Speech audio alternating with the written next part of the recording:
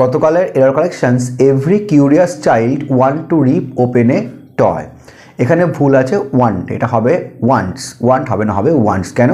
কারণ every curious child প্রত্যেক সন্দিগ্ধ শিশু সিম্পল প্রেজেন্ট টেন্স বা প্রেজেন্ট ইনডিফিনিট টেন্সে subject third person singular number হলে ভার্বের সাথে এস বা ইএস যুক্ত হয়। তাই এভরি যেহেতু রয়েছে এভরি কিউরিয়াস চাইল্ড তাহলে হবে ওয়ান্ট না হয় ওয়ান্টস। তাহলে every curious child wants to rip open a toy. Option D is correct.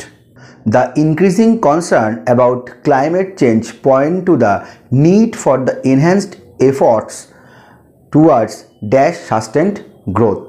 জলবায়ু পরিবর্তনের যে কনসার্নটা আমাদের দিন দিন বেড়ে যাচ্ছে, the increasing concern about climate change point to the need for enhanced effort, point করছে নিড প্রয়োজন, এনহ্যান্সড এফর্টস আরও বর্ধিত যে আমাদের এফর্ট সেটাকে, টুয়ার্ডস ড্যাশ, তাহলে কিসের দিকে না towards achieving sustain growth, sustain growth achieve করার জন্য, টুয়ার্ডস অ্যাচিভিং সাস্টেন গ্রোথ।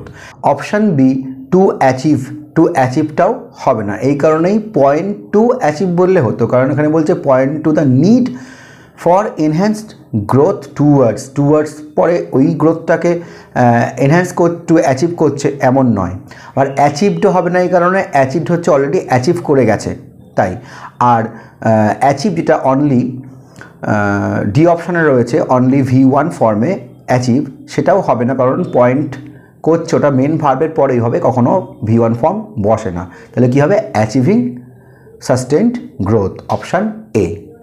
এই সেন্টেন্স ইমপ্রুভমেন্টটা তোমরা বলো, a tiger has given birth to a curve in the Ranthambore tiger reserve taking the big cat population to 78, underline has given birth. অপশানগুলো দেখে তোমরা try করো।